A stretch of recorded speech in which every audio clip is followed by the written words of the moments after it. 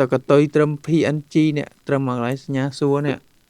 អ្នកគ្នាទុកត្រង់នឹងមកហើយចុចលុបអាកតុយអស់ទៅ enter មកគឺអត់មាន watermark ទេតែរូបហ្នឹងវាទំហំតូច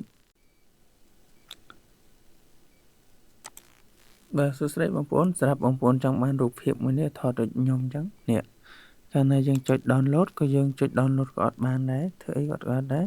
តែមានវិធីសាស្ត្រមួយយើងងាយតែមិនសង្ឃឹមថាធ្វើបានគ្រប់តម្រងទាំងអស់ទេតែនេះគឺជាការចែករំលែកអញ្ចឹងយើងឃើញថាយើងមើលក្នុងនេះមាន watermark តិចតែបើសិនជាយើងចុច download គឺវាអត់ឲ្យទេនេះ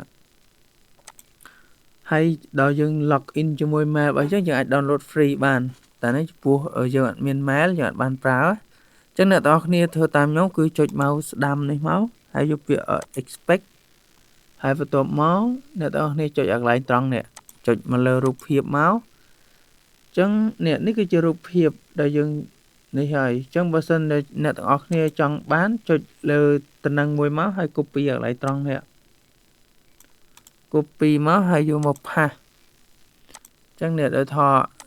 ខ្ញុំផាស link នឹងមក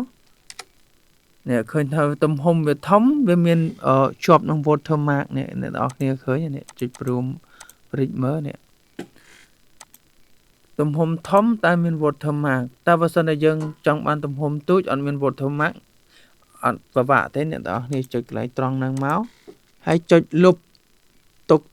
តកតុយត្រឹម PNG នេះត្រឹមកន្លែងសញ្ញាសួរនេះអ្នកគ្នាទុកត្រង់ហ្នឹងមកហើយចុចលុបអាកតុយអស់ទៅ enter មកគឺអត់មាន watermark ទេតែរូបហ្នឹងវាទំហំតូចវាធំទេ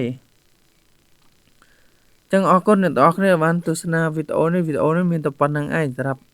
ចែកចាយដល់បងប្អូនអរគ្នាដែលចង់បានរូបភាពដែលមាន watermark